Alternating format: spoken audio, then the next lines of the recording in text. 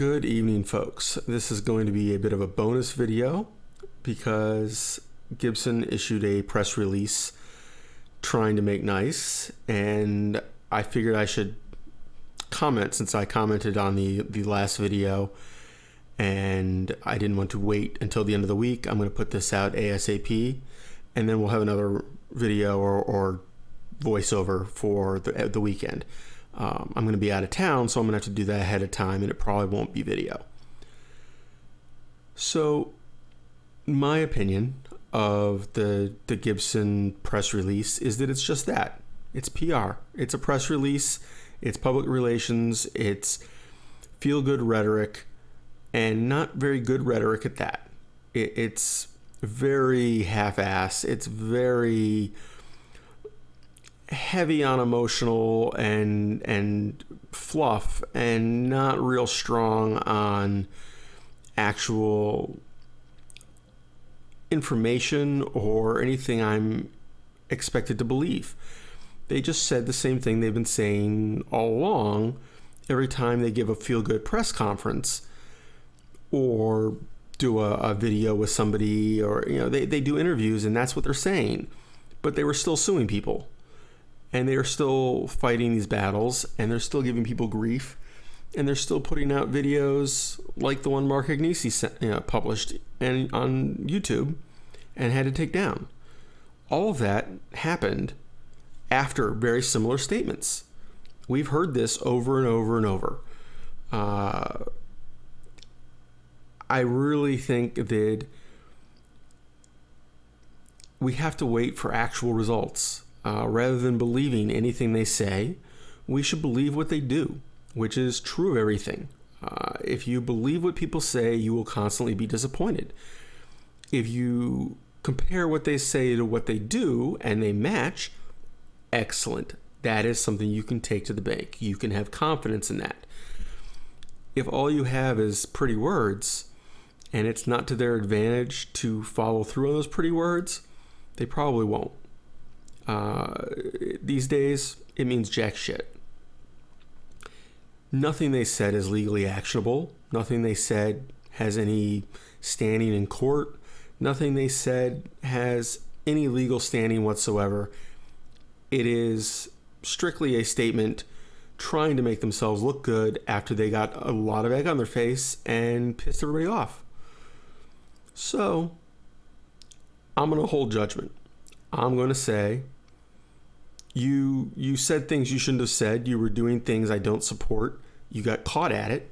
And to some extent, I don't completely disagree with what you were doing, but it was the spirit in which you were doing it. I agree that a company needs to protect its intellectual property. But at some point, you have to say, we haven't protected this. It's no longer ours. It's kind of community property. What we have is the history. This is going right back to what they tried to say, the play authentic.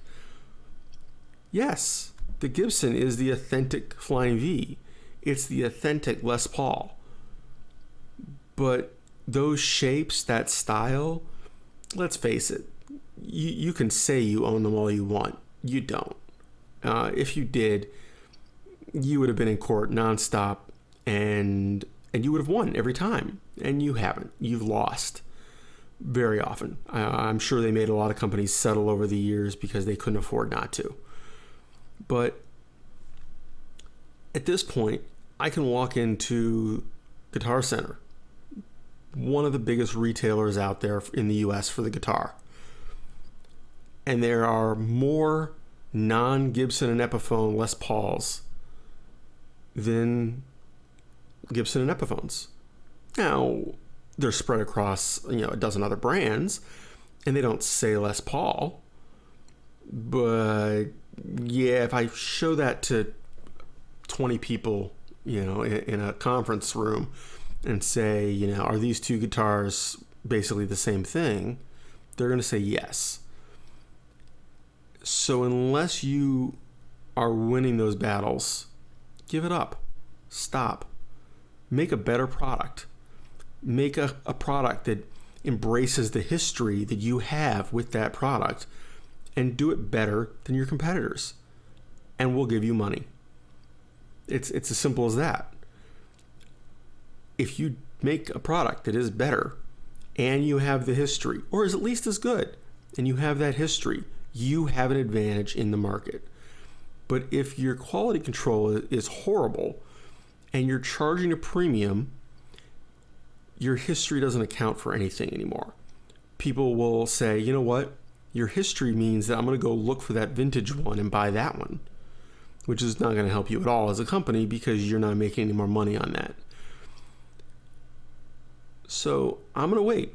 I'm going to say it was a nice statement. Let's see what else they have to say and what they do. I will wait and not hold my breath for the other lawsuits to be dropped or settled. I will wait to see whether quality control continues to hold. I'm hearing that the new stuff is better on average. I don't know. My 2018/2019 BFG was perfectly fine, but it's a bargain basement Gibson, so I don't expect the quality to be on par with the multi-$1,000 models. We'll see what happens.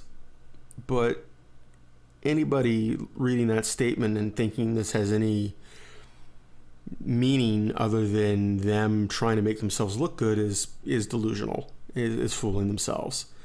So that's all. A quick video, or quick little audio, and take care all, keep playing, have fun, and I will work on a voiceover for the next video to be put out Friday while I'm out of town.